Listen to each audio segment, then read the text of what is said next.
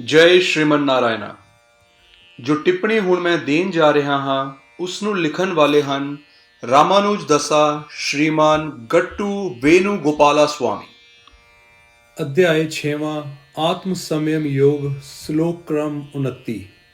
सर्वभूतस्थं आत्मानं सर्वभूतानि च आत्मनि ईक्षते योगयुक्तात्मा सर्वत्र समदर्शनः। ॐ ਗੀਤਾਚਾਰਿਆ ਸ਼੍ਰੀ ਕ੍ਰਿਸ਼ਨ ਪਰਮਾਤਮਾ ਅਰਜੁਨ ਦੇ ਨਾਲ ਸਾਨੂੰ ਸਾਰਿਆਂ ਨੂੰ ਆਤਮ ਸੰਯਮ ਯੋਗ ਸਿਖਾ ਰਹੇ ਹਨ।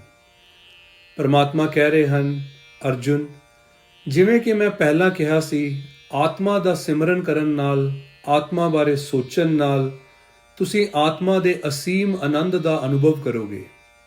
ਤਾਂ ਤੁਹਾਨੂੰ ਆਤਮਾ ਬਾਰੇ ਸਪਸ਼ਟ ਸਮਝ ਹੋਵੇਗੀ। ਇਹ ਸਮਝ ਕੀ ਹੈ? ਤੁਹਾਨੂੰ ਸਪਸ਼ਟ ਸਮਝ ਹੋਵੇਗੀ ਕਿ ਆਤਮਾ ਗਿਆਨ ਦਾ ਰੂਪ ਹੈ। ਤੁਹਾਨੂੰ ਸਪਸ਼ਟ ਸਮਝ ਹੋਵੇਗੀ ਕਿ ਨਾ ਕੇਵਲ ਤੁਹਾਡੇ ਸਰੀਰ ਵਿੱਚ ਆਤਮਾ, ਬਲਕਿ ਇਸ ਸ੍ਰਿਸ਼ਟੀ ਦੇ ਸਾਰੇ ਸਰੀਰਾਂ ਵਿੱਚ ਸਾਰੀਆਂ ਆਤਮਾਵਾਂ ਗਿਆਨ ਦਾ ਰੂਪ ਹਨ। ਤੁਹਾਨੂੰ ਸਪਸ਼ਟ ਸਮਝ ਹੋਵੇਗੀ ਕਿ ਇਸ ਸ੍ਰਿਸ਼ਟੀ ਦੇ ਸਾਰੇ ਵੱਖ-ਵੱਖ ਸਰੀਰ ਕੇਵਲ ਕਰਮਾਂ ਵਿੱਚ ਅੰਤਰ ਦੇ ਕਾਰਨ ਹਨ। ਤੁਹਾਡੀ ਸਪਸ਼ਟ ਸਮਝ ਹੋਵੇਗੀ ਤੇ ਤੁਸੀਂ ਸਪਸ਼ਟ ਤੌਰ ਤੇ ਵੇਖ ਸਕੋਗੇ ਕਿ ਸਾਰੇ ਸਰੀਰਾਂ ਵਿੱਚ ਸਾਰੀਆਂ ਆਤਮਾਵਾਂ ਬਰਾਬਰ ਹਨ, ਕਿਉਂਕਿ ਸਾਰੀਆਂ ਆਤਮਾਵਾਂ ਗਿਆਨ ਦਾ ਰੂਪ ਹਨ। ਤੁਹਾਨੂੰ ਸਪਸ਼ਟ ਸਮਝ ਹੋਵੇਗੀ ਕਿ ਸਾਰੇ ਸਰੀਰਾਂ ਵਿੱਚ ਆਤਮਾਵਾਂ ਤੁਹਾਡੇ ਬਰਾਬਰ ਹਨ ਤੇ ਤੁਸੀਂ ਵੀ ਉਹਨਾਂ ਸਾਰੇ ਸਰੀਰਾਂ ਵਿੱਚ ਮੌਜੂਦ ਆਤਮਾਵਾਂ ਵਰਗੇ ਹੋ। ਇਸ ਲਈ ਆਪਣੇ ਆਪ ਨੂੰ ਚੰਗੀ ਤਰ੍ਹਾਂ ਜਾਣ ਕੇ ਤੇ ਆਪਣੇ ਆਪ ਨੂੰ ਚੰਗੀ ਤਰ੍ਹਾਂ ਸਮਝ ਕੇ ਤੁਸੀਂ ਉਹ ਬਣ ਜਾਵੋਗੇ ਜੋ ਸਾਰੇ ਸਰੀਰਾਂ ਵਿੱਚ ਆਤਮਾਵਾਂ ਨੂੰ ਦੇਖਦਾ ਹੈ। ਕਿਵੇਂ? ਜੇ ਤੁਸੀਂ ਇਹ ਦੇਖਣਾ ਚਾਹੁੰਦੇ ਹੋ ਕਿ ਚਾਵਲ ਪਕਾਏ ਗਏ ਹਨ ਜਾਂ ਨਹੀਂ, ਤਾਂ ਤੁਹਾਨੂੰ ਪਤਾ ਲੱਗੇਗਾ ਕਿ ਸਾਰੇ ਚਾਵਲ ਸਿਰਫ ਇੱਕ ਦਾਣਾ ਚਾਵਲ ਨੂੰ ਦੇਖ ਕੇ ਪਕਾਏ ਜਾਂਦੇ ਹਨ। ਇਸੇ ਤਰ੍ਹਾਂ ਆਪਣੇ ਆਪ ਨੂੰ ਬਿਹਤਰ ਜਾਣਨ ਤੇ ਆਪਣੇ ਆਪ ਨੂੰ ਸਪਸ਼ਟ ਤੌਰ ਤੇ ਸਮਝਣ ਨਾਲ ਤੁਸੀਂ ਉਹੀ ਬਣ ਜਾਂਦੇ ਹੋ ਜਿਵੇਂ ਤੁਸੀਂ ਸਾਰੇ ਸਰੀਰਾਂ ਵਿੱਚ ਆਤਮਾਵਾਂ ਨੂੰ ਦੇਖਦੇ ਹੋ। ਇਸ ਤਰ੍ਹਾਂ ਸ਼੍ਰੀ ਕ੍ਰਿਸ਼ਨ ਪਰਮਾਤਮਾ ਸਾਨੂੰ ਉਸ ਵਿਆਪਕ ਦ੍ਰਿਸ਼ਟੀਕੋਣ ਬਾਰੇ ਸਮਝਾ ਰਹੇ ਹਨ ਜੋ ਸਾਡੇ ਅੰਦਰ ਪੈਦਾ ਹੁੰਦਾ ਹੈ ਜਦੋਂ ਅਸੀਂ ਨਿਰੰਤਰ ਆਤਮਾ ਬਾਰੇ ਸੋਚਦੇ ਹਾਂ। ਇਸ ਲਈ ਆਓ ਅਸੀਂ ਹਰ ਰੋਜ਼ ਆਤਮਾ ਬਾਰੇ ਸੋਚਣ ਦੀ ਕੋਸ਼ਿਸ਼ ਕਰੀਏ ਤਾਂ ਜੋ ਅਸੀਂ ਇੰਨੀ ਵਿਆਪਕ ਸਮਝ ਪ੍ਰਾਪਤ ਕਰ ਸਕੀਏ। ਆਓ ਅਸੀਂ ਆਤਮਾ ਬਾਰੇ ਸਪਸ਼ਟ ਸਮਝ ਪ੍ਰਾਪਤ ਕਰਨ ਦੀ ਕੋਸ਼ਿਸ਼ ਕਰੀਏ ਤੇ ਬ੍ਰਹਮ ਜਾਂ ਆਤਮਾ ਦੇ ਅਨੁਭਵ ਨਾਲ ਅਸੀਮ ਆਨੰਦ ਪ੍ਰਾਪਤ ਕਰਨ ਦੀ ਕੋਸ਼ਿਸ਼ ਕਰੀਏ। ਆਓ ਅਸੀਂ ਇੱਕ ਸਪਸ਼ਟ ਸਮਝ ਪ੍ਰਾਪਤ ਕਰਨ ਦੀ ਕੋਸ਼ਿਸ਼ ਕਰੀਏ ਕਿ ਸਾਰੇ ਸਰੀਰਾਂ ਵਿੱਚ ਆਤਮਾਵਾਂ ਮੇਰੇ ਵਰਗੀਆਂ ਹਨ। ਇਹ ਸਾਰੀ ਸਮਝ ਪ੍ਰਾਪਤ ਕਰਨ ਦੀ ਕੋਸ਼ਿਸ਼ ਕਰਦੇ ਹੋਏ ਆਓ ਅਸੀਂ ਸਾਰੇ ਸ਼੍ਰੀ ਕ੍ਰਿਸ਼ਨ ਪਰਮਾਤਮਾ ਦੇ ਸ਼ਬਦਾਂ ਨੂੰ ਦੁਹਰਾਈਏ। सर्वभूतस्थमात्मानं सर्वभूतानि चात्मनि ईक्षते योगयुक्तात्मा सर्वत्र समदर्शनः। जय श्रीमन नारायण। श्रीमद् भगवत गीता ਦਾ ਸਾਰਾ ਸਾਰ ਸ਼੍ਰੀ ਕ੍ਰਿਸ਼ਨ ਪਰਮਾਤਮਾ ਦੁਆਰਾ ਅਧਿਆਇ 18 ਸ਼ਲੋਕ 65 ਤੋਂ 70 ਵਿੱਚ 8 ਚੀਜ਼ਾਂ ਕਰਨ ਲਈ ਦਿੱਤਾ ਗਿਆ ਹੈ।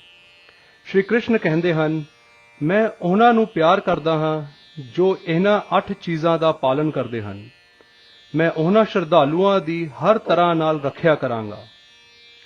ਸ਼੍ਰੀ ਕ੍ਰਿਸ਼ਨ ਪਰਮਾਤਮਾ ਦੁਆਰਾ ਬੋਲੀ ਗਈ ਸਾਰੀ ਭਗਵਦ ਗੀਤਾ ਨੂੰ ਸੁਣਨ ਤੋਂ ਬਾਅਦ ਅਰਜੁਨ ਕਹਿੰਦਾ ਹੈ, ਕਰਿਸ਼ਯੇ ਵਚਨਮ ਥਵਾ, ਜਿਸ ਦਾ ਅਰਥ ਹੈ, ਕ੍ਰਿਸ਼ਨਾ, ਮੈਂ ਉਹੀ ਕਰਾਂਗਾ ਜੋ ਤੁਸੀਂ ਕਹੋਗੇ। ਇਹੀ ਕਾਰਨ ਹੈ ਕਿ ਸ਼੍ਰੀ ਕ੍ਰਿਸ਼ਨ ਨੇ ਅਰਜੁਨ ਨੂੰ ਹਰ ਤਰ੍ਹਾਂ ਦੀਆਂ ਸਫਲਤਾਵਾਂ ਅਤੇ ਜਿੱਤਾਂ ਦਿੱਤੀਆਂ ਹਨ। ਆਓ ਪਰਮਾਤਮਾ ਨੂੰ ਆਪਣਾ ਪ੍ਰਣ ਦਈਏ ਕਿ ਅਸੀਂ ਇਹਨਾਂ 8 ਕਾਰਜਾਂ ਦਾ ਪਾਲਨ ਕਰਾਂਗੇ। ਪਰਮਾਤਮਾ ਨੂੰ ਇਹ ਸ਼ਬਦ ਦੇਣ ਤੋਂ ਵੱਡਾ ਕੋਈ ਪੂਜਾ ਤਪ ਜਾਂ ਯੱਗ ਨਹੀਂ ਹੈ। ਮੈਂ ਕਹਾਂਗਾ ਕਿ ਇਹ 8 ਸੰਕਲਪ ਸਾਨੂੰ ਕਰਨੇ ਚਾਹੀਦੇ ਹਨ। ਤੁਸੀਂ ਸਾਰੇ ਕਿਰਪਾ ਕਰਕੇ ਇਹਨਾਂ ਨੂੰ ਆਪਣੇ ਦਿਮਾਗ ਅਤੇ ਦਿਲ ਵਿੱਚ ਸੋਚੋ। ਸ਼੍ਰੀ ਕ੍ਰਿਸ਼ਨ ਨੂੰ ਇਸ ਤਰ੍ਹਾਂ ਆਪਣਾ ਸ਼ਬਦ ਦਿੰਦੇ ਹੋਏ ਆਓ ਅਸੀਂ ਸਾਰੇ ਸ਼੍ਰੀ ਕ੍ਰਿਸ਼ਨ ਦੇ ਚਿਹਰੇ ਨੂੰ ਖੁਸ਼ੀ ਨਾਲ ਚਮਕਦੇ ਅਤੇ ਆਨੰਦ ਮਹਿਸੂਸ ਕਰਦੇ ਹੋਏ ਦੀ ਕਲਪਨਾ ਕਰੀਏ। ਜੈ ਸ਼੍ਰੀਮਨ ਨਾਰਾਇਣ। ਸਾਡੇ 8 ਵਾਅਦੇ ਇਸ ਤਰ੍ਹਾਂ ਹਨ। ਸਾਡਾ ਪਹਿਲਾ ਵਾਅਦਾ, हे ਸ਼੍ਰੀਮਨ ਨਾਰਾਇਣ, ਜਿਵੇਂ ਤੁਸੀਂ ਨਿਰਦੇਸ਼ ਦਿੱਤਾ ਹੈ ਮੈਂ ਹਮੇਸ਼ਾ ਤੁਹਾਡਾ ਧਿਆਨ ਕਰਾਂਗਾ ਅਤੇ ਤੁਹਾਡੇ ਬਾਰੇ ਸੋਚਾਂਗਾ। ਸਾਡਾ ਦੂਜਾ ਵਾਅਦਾ, हे ਸ਼੍ਰੀਮਨ ਨਾਰਾਇਣ, ਜਿਵੇਂ ਤੁਸੀਂ ਸਲਾਹ ਦਿੱਤੀ ਸੀ ਮੈਂ ਸਦਾ ਤੁਹਾਡਾ ਭਗਤ ਰਹਾਂਗਾ। ਸਾਡਾ ਤੀਜਾ ਵਾਅਦਾ, हे ਸ਼੍ਰੀਮਨ ਨਾਰਾਇਣ, ਮੈਂ ਆਪਣੇ ਸਾਰੇ ਕੰਮ ਤੁਹਾਡੀ ਸੇਵਾ ਅਤੇ ਤੁਹਾਡੀ ਸੰਤੁਸ਼ਟੀ ਲਈ ਕਰਾਂਗਾ। ਸਾਡਾ ਚੌਥਾ ਵਾਅਦਾ, हे ਸ਼੍ਰੀਮਨ ਨਾਰਾਇਣ, ਜਿਵੇਂ ਕਿ ਤੁਸੀਂ ਕਿਹਾ ਸੀ ਮੈਨੂੰ ਪੂਰਾ ਵਿਸ਼ਵਾਸ ਹੈ ਕਿ ਮੈਂ ਤੁਹਾਡਾ ਹਾਂ ਅਤੇ ਮੈਂ ਹਮੇਸ਼ਾ ਹੱਥ ਜੋੜ ਕੇ ਤੁਹਾਡਾ ਨਮਸਕਾਰ ਕਰਾਂਗਾ ਅਤੇ ਤੁਹਾਡੀ ਭਗਤੀ ਕਰਾਂਗਾ। ਸਾਡਾ ਪੰਜਵਾਂ ਵਾਅਦਾ, हे ਸ਼੍ਰੀਮਨ ਨਾਰਾਇਣ, ਮੈਨੂੰ ਤੁਹਾਡੇ ਸ਼ਬਦ ਮਾਮ ਏਕਮ ਸ਼ਰਣਮ ਵ੍ਰਜਾ ਯਾਦ ਹਨ ਜੋ ਤੁਸੀਂ ਇਕੱਲੇ ਤੁਹਾਡੇ ਅੱਗੇ ਸਮਰਪਣ ਕਰਨ ਲਈ ਕਿਹਾ ਸੀ। ਸ਼੍ਰੀਮਨ ਨਾਰਾਇਣ, ਮੈਂ ਤੁਹਾਡੇ ਅੱਗੇ ਹੀ ਸਮਰਪਣ ਕਰਦਾ ਹਾਂ। ਸਾਡਾ 6ਵਾਂ ਵਾਅਦਾ, हे ਸ਼੍ਰੀਮਨ ਨਾਰਾਇਣ, ਮੈਨੂੰ ਤੁਹਾਡੇ ਸ਼ਬਦ ਮਾਂ ਸੁਚਾ ਯਾਦ ਹਨ ਕਿ ਤੁਸੀਂ ਸਾਨੂੰ ਸੋਗ ਨਾ ਕਰਨ ਦਾ ਭਰੋਸਾ ਦੇ ਰਹੇ ਹੋ। ਮੈਂ ਹੁਣ ਸੋਗ ਨਹੀਂ ਕਰਾਂਗਾ। ਸਾਡਾ 7ਵਾਂ ਵਾਅਦਾ, हे ਸ਼੍ਰੀਮਨ ਨਾਰਾਇਣ, ਤੁਸੀਂ ਸਾਡੇ ਲਈ ਸ਼੍ਰੀਮਦ ਭਗਵਦ ਗੀਤਾ ਦੇ ਕੇ ਸਾਡੇ ਸਾਰਿਆਂ ਉੱਤੇ ਕਿਰਪਾ ਕੀਤੀ ਹੈ ਅਤੇ ਅਸ਼ੀਰਵਾਦ ਦਿੱਤਾ ਹੈ। ਮੈਂ ਹਰ ਰੋਜ਼ ਘੱਟੋ ਘੱਟ 1 ਸ਼ਲੋਕ ਪੜ੍ਹਨ ਜਾਂ ਸੁਣਨ ਦਾ ਵਾਅਦਾ ਕਰਦਾ ਹਾਂ। ਸਾਡਾ 8ਵਾਂ ਵਾਅਦਾ, हे ਸ਼੍ਰੀਮਨ ਨਾਰਾਇਣ, ਤੁਸੀਂ ਸਾਰੀ ਮਨੁੱਖਤਾ ਨੂੰ ਗੀਤਾ ਦਿੱਤੀ। ਮੈਂ ਗੀਤਾ ਵਿੱਚ ਤੁਹਾਡੇ ਬ੍ਰਹਮ ਸ਼ਬਦਾਂ ਨੂੰ ਉਹਨਾਂ ਭਗਤਾਂ ਤੱਕ ਫੈਲਾਉਣ ਦੀ ਕੋਸ਼ਿਸ਼ ਕਰਾਂਗਾ ਜੋ ਗੀਤਾ ਤੋਂ ਅਣਜਾਣ ਹਨ। ਇਸ ਤਰ੍ਹਾਂ ਅਸੀਂ ਪਰਮਾਤਮਾ ਨਾਲ ਆਪਣੇ 8 ਵਾਅਦੇ ਕੀਤੇ ਹਨ। ਸ਼੍ਰੀਮਨ ਨਾਰਾਇਣ ਨੂੰ ਹਰ ਰੋਜ਼ ਆਪਣਾ ਸ਼ਬਦ ਦੇਣਾ ਕਿ ਅਸੀਂ ਉਹੀ ਕਰਾਂਗੇ ਜਿਵੇਂ ਉਹ ਕਹਿੰਦਾ ਹੈ, ਆਪਣੇ ਆਪ ਵਿੱਚ ਇੱਕ ਮਹਾਨ ਪੂਜਾ ਹੈ। ਆਓ ਆਪਾਂ ਆਪਣੇ ਅਟੁੱਟ ਵਿਸ਼ਵਾਸ ਨਾਲ ਉਸ ਨੂੰ ਆਪਣਾ ਵਾਅਦਾ ਦਈਏ। हे ਸ਼੍ਰੀਮਨ ਨਾਰਾਇਣ, ਮੈਂ ਉਹੀ ਕਰਾਂਗਾ ਜਿਵੇਂ ਤੁਸੀਂ ਕਹੋਗੇ। ਮੈਂ ਤੁਹਾਡੀ ਇੱਛਾ ਅਨੁਸਾਰ ਵਿਵਹਾਰ ਕਰਾਂਗਾ ਅਤੇ ਮੈਂ ਕੇਵਲ ਤੁਹਾਡੇ ਲਈ ਕੰਮ ਕਰਾਂਗਾ। ਸ਼੍ਰੀਮਨ ਨਾਰਾਇਣ ਕਰਿਸ਼ੇ ਵਚਨਮ ਤਵਾ, ਜਿਸ ਦਾ ਅਰਥ ਹੈ ਸ਼੍ਰੀਮਨ ਨਾਰਾਇਣ, ਮੈਂ ਤੁਹਾਡੇ ਨਿਰਦੇਸ਼ਾਂ ਅਨੁਸਾਰ ਕੰਮ ਕਰਾਂਗਾ। ਸਰਵਮ ਸ਼੍ਰੀ ਕ੍ਰਿਸ਼ਨ ਅਰਪਣਮ ਅਸਤੂ। ਜੈ ਸ਼੍ਰੀਮਨ ਨਾਰਾਇਣ। सर्वभूतस्थं आत्मानं सर्वभूतानि च आत्मनि ईक्षते योगयुक्तात्मा सर्वत्र समदर्शनः। ॐ सर्वभूतस्थमात्मानं सर्वभूतानि चात्मनि ईक्षते योगयुक्तात्मा सर्वत्र समदर्शनः। श्रीमन्नारायण करिष्ये वचनं तव। सर्वं श्रीकृष्णार्पणमस्तु। जय श्रीमन्नारायण। ਜੈ ਸ਼੍ਰੀਮਨ ਨਾਰਾਇਣ। ਸਾਰੇ ਸ਼ਰਧਾਲੂਆਂ ਨੂੰ ਇੱਕ ਵਿਸ਼ੇਸ਼ ਬੇਨਤੀ। ਸਾਡੇ ਜੀਵਨ ਦੀਆਂ ਸਾਰੀਆਂ ਚੀਜ਼ਾਂ ਵਿੱਚ ਅਸੀਂ ਤੁਰੰਤ ਅਤੇ ਪ੍ਰਭਾਵਸ਼ਾਲੀ ਨਤੀਜੇ ਚਾਹੁੰਦੇ ਹਾਂ। ਇਸ ਨੂੰ ਪ੍ਰਾਪਤ ਕਰਨ ਲਈ ਆਓ ਰੋਜ਼ਾਨਾ 1 ਮਿੰਟ ਨਾਰਾਇਣ ਅਸਤਰਮ ਪੜ੍ਹਨ ਲਈ ਬਿਤਾਈਏ। ਨਾਰਾਇਣ ਅਸਤਰਮ ਨੂੰ ਪ੍ਰਾਪਤ ਕਰਨ ਲਈ ਨਾਰਾਇਣ ਅਸਤਰਮ ਵੈਬਸਾਈਟ ਤੇ ਜਾਓ ਜੋ www.narayanastram.org ਹੈ ਅਤੇ ਰਜਿਸਟ੍ਰੇਸ਼ਨ ਵਿੱਚ ਆਪਣਾ ਨਾਮ ਅਤੇ ਈਮੇਲ ਪ੍ਰਦਾਨ ਕਰੋ।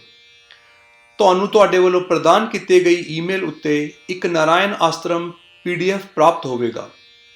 ਉਸ PDF ਵਿੱਚ ਇੱਕ ਰਾਮਾਇਣਾ ਸ਼ਲੋਕ, ਇੱਕ ਗੀਤਾ ਸ਼ਲੋਕ ਅਤੇ ਇੱਕ ਵਿਸ਼ਨੂੰ ਨਮਮ ਹੈ। ਇਹਨਾਂ ਤਿੰਨਾਂ ਨੂੰ ਮਿਲਾ ਕੇ ਨਾਰਾਇਣ ਅਸਤਰਮ ਕਿਹਾ ਜਾਂਦਾ ਹੈ। ਹਰ ਕਿਸੇ ਨੂੰ ਇਹਨਾਂ ਸ਼ਲੋਕਾਂ ਦਾ ਇੱਕ ਵੱਖਰਾ ਸੁਮੇਲ ਪ੍ਰਾਪਤ ਹੁੰਦਾ ਹੈ। ਜਦੋਂ ਹਰ ਕੋਈ 24,000 ਭਗਤਾਂ ਦੇ ਨਾਲ ਰੋਜ਼ਾਨਾ ਆਪਣੇ ਨਾਰਾਇਣ ਅਸਤਰਮ ਨੂੰ ਪੜ੍ਹਦਾ ਜਾਂ ਸੁਣਦਾ ਹੈ ਤਾਂ ਸੰਪੂਰਨ ਰਾਮਾਇਣਾ ਪ੍ਰਾਇਣਾ ਦਾ ਇੱਕ ਦੌਰ, ਸ਼੍ਰੀਮਦ ਭਗਵਦ ਗੀਤਾ ਪ੍ਰਾਇਣਾ ਦੇ 33 ਦੌਰ ਅਤੇ ਸ਼੍ਰੀ ਵਿਸ਼ਨੂੰ ਸਹਸਰਨਾਮਾ ਸਤੋਤਰ ਪ੍ਰਾਇਣਾ ਦੇ 24 ਦੌਰ ਹਰ ਰੋਜ਼ ਪੂਰੇ ਹੋ ਜਾਂਦੇ ਹਨ।